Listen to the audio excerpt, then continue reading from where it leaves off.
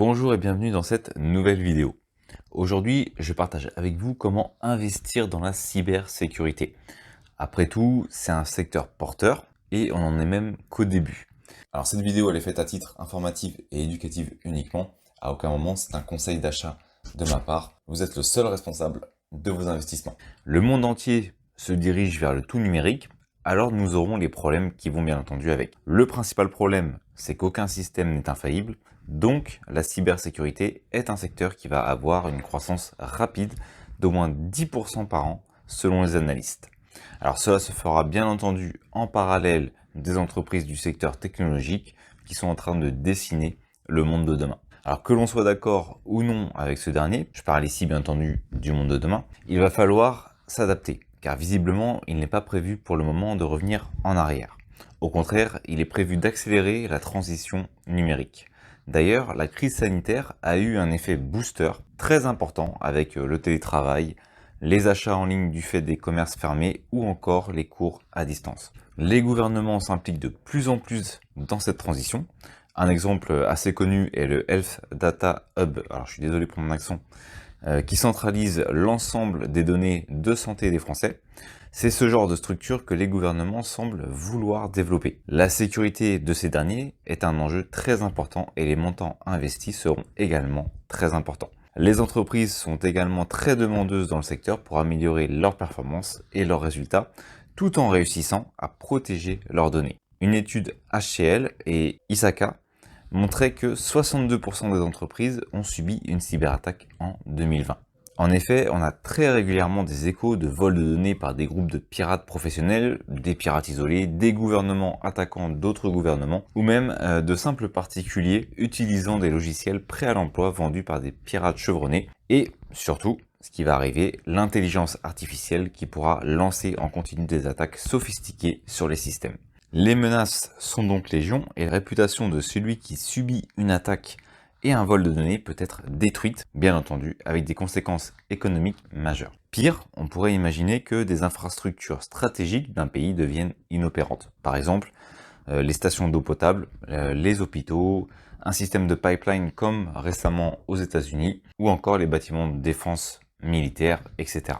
Donc tout le monde est concerné, et comme tout le monde souhaite accélérer et passer au numérique, il faut également contrebalancer en accélérant la sécurité informatique en contrepartie.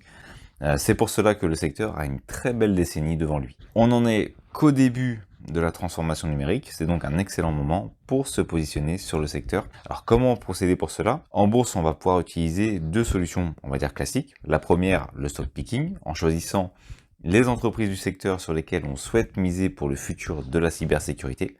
Alors pour ma part, et c'est pas du tout un conseil d'achat, j'ai choisi Cisco Systems, qui est une entreprise importante.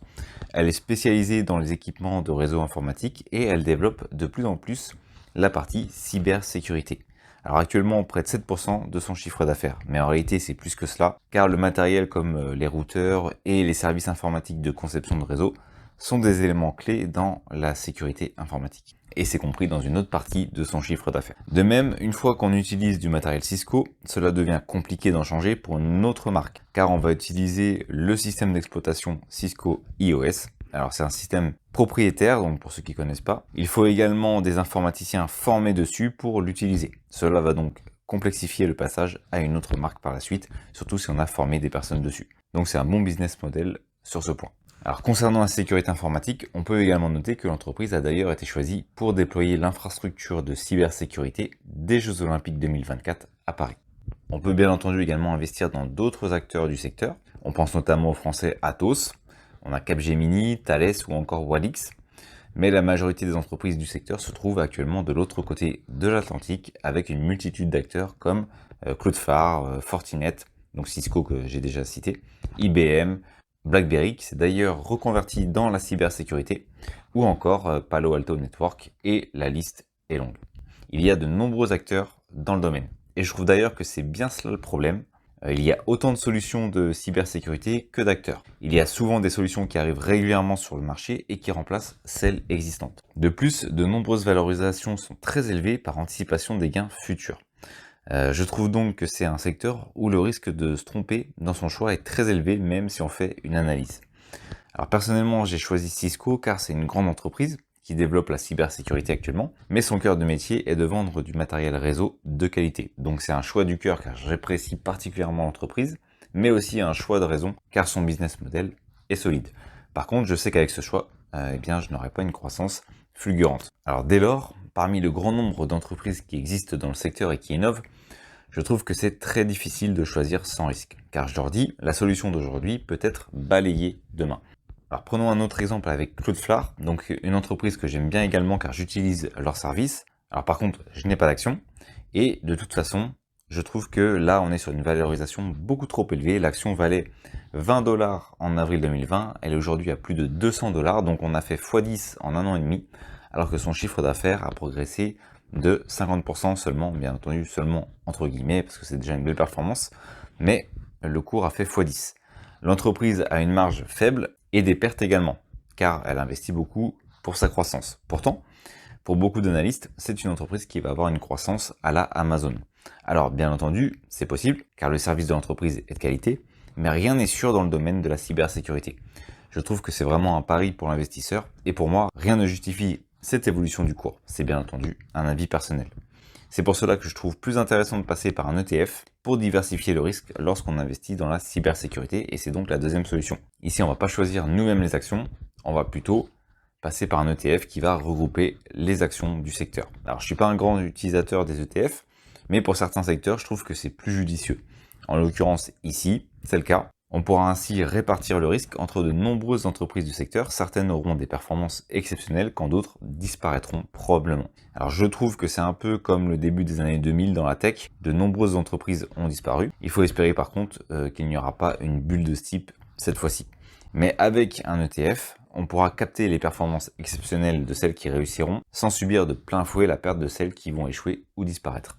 Comme on sait que sur la décennie, le secteur devrait grossir d'au moins 10% par an, mais je pense que ce sera plus car la menace va s'intensifier de manière exponentielle, notamment avec l'intelligence artificielle. Donc il faudra encore plus de sécurité. Dès lors, on pourra essayer de capter cette performance et même plus si possible. Au niveau des ETF, un de ceux que je trouve le plus intéressant est le iShares Digital Security. Vous trouverez un lien vers ce dernier dans la description. Il a l'avantage d'être diversifié dans le monde entier, mais majoritairement aux États-Unis avec 63% de l'ETF, mais on a également une diversification avec le Japon ou plusieurs pays d'Europe et d'autres pays à travers le monde. On profite ainsi des performances des principales entreprises spécialisées dans la cybersécurité, justement à travers le monde. On retrouve plusieurs des entreprises citées précédemment comme Cloudflare, Fortinet, Palo Alto Networks, mais il n'y a pas d'entreprise française pour le moment. Il s'agit d'un ETF physique qui va donc accumuler les dividendes et il faudra le placer dans un compte titre car il n'est pas éligible au PEA. Vous pouvez d'ailleurs en savoir plus sur les caractéristiques d'un ETF dans ma vidéo que j'ai fait sur le sujet. Concernant le prix, ce dernier est de 8,5 $ actuellement, soit un peu plus de 7 €. Il est donc vraiment abordable actuellement. On peut en acheter plusieurs parts rapidement. Il peut s'agir donc d'une belle opportunité au vu des résultats passés, qui bien entendu ne préjugent pas du futur, mais on a vu qu'il y avait un gros potentiel sur le secteur. D'ailleurs, il a été lancé en septembre 2018 et sa performance est déjà de plus de 70% en 3 ans. Belle performance, mais bien entendu, le principal de cette dernière a été réalisé depuis mi-2020 et l'accélération des investissements dans ce secteur d'activité. Mais n'oublions pas que nous en sommes qu'au début. Alors pour ceux qui souhaitent investir dans ce secteur d'activité, j'espère que cette vidéo vous sera utile et n'hésitez pas à indiquer en commentaire si vous êtes plutôt stock picking ou ETF en cybersécurité. C'est toujours un plaisir de vous lire. Alors c'est la fin de cette vidéo, merci d'avoir suivi jusqu'à la fin. Si elle vous a plu et que vous la trouvez utile, vous pouvez ajouter un pouce bleu pour améliorer sa visibilité et abonnez-vous à la chaîne pour ne rien manquer des prochaines vidéos. Vous pouvez également répondre à la question du sondage qui se trouve dans la description et elle permettra de déterminer les prochains sujets qui vont être évoqués sur la chaîne. Merci et à bientôt.